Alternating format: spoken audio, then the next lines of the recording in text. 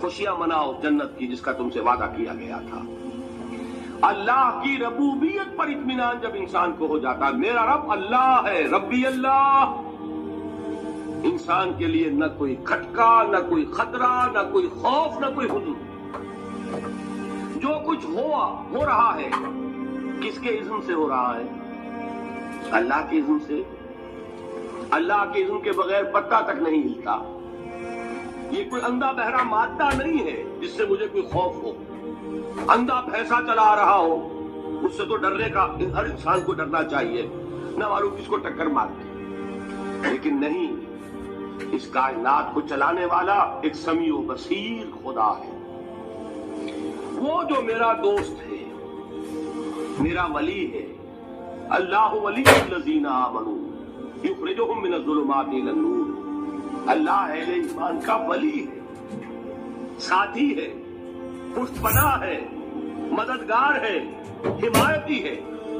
बताइए, जिससे यकीन हो जाए कि अल्लाह मेरा मददगार है, अल्लाह मेरा मुहाफिज, अल्लाह मेरा पुष्टपनाह, अल्लाह मेरा हिमायती, उसके लिए कोई खौफ होगा?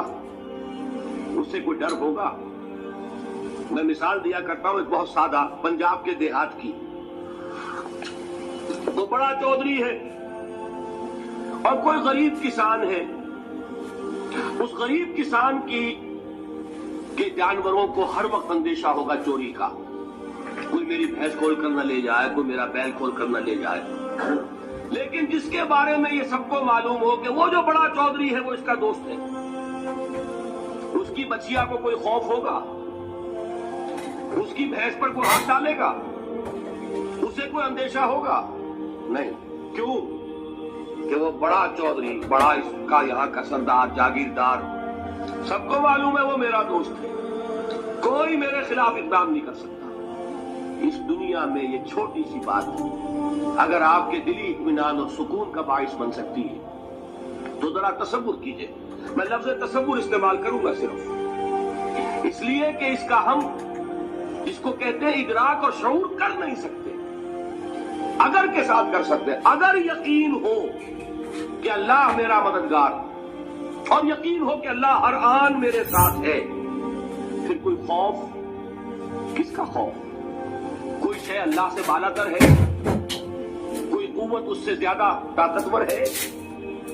कोई उसके इरादे को बदलने वाला है? कोई उसकी मशीयत के आड़े आने वाला है? यही बात है जो हुजूर ने फरमाई। ये ईमान का हासिल है रुबे लुबाब। देखो, अच्छी तरह इस बात को ज़हन नशीन कर लो।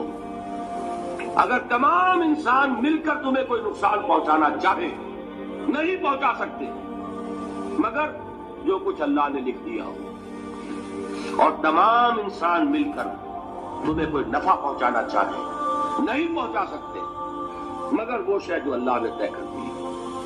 आप फिर मैं कहूंगा जरा तारीफ कीजिए, इसे फर्ज कीजिए, इसे सोचिए। अगर इस हदीस पर हमारा दिल झुका हुआ हो तो किसी से डर होगा?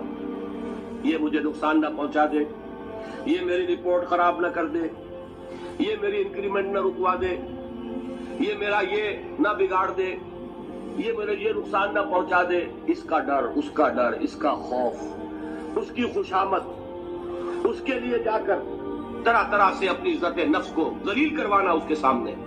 ये सब कुछ क्यों करता है इंसान?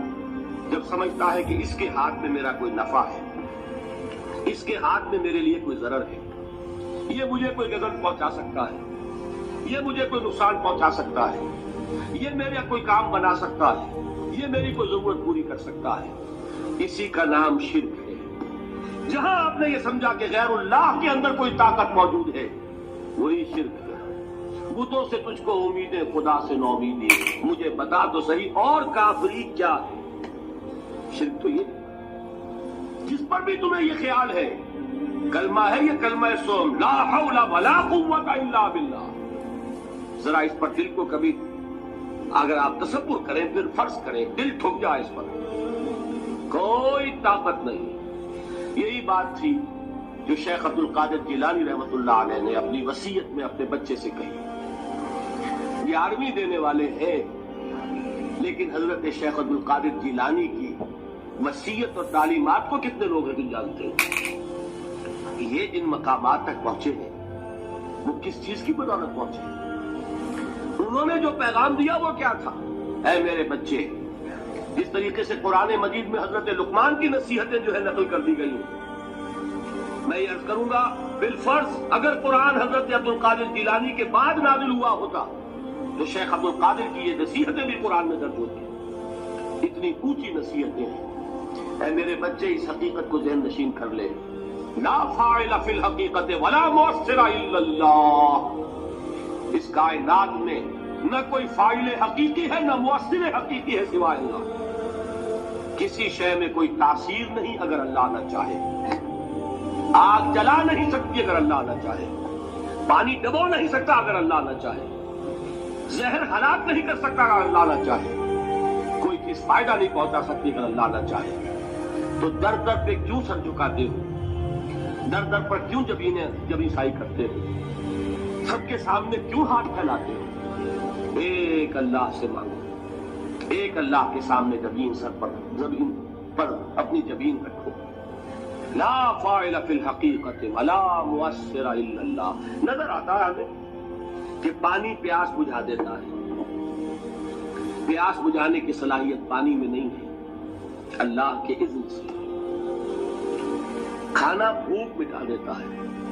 بھوک مٹانے کی صلاحیت کھانے میں نہیں ہے، اذن رب میں. دیکھیے یہی یقین تھا.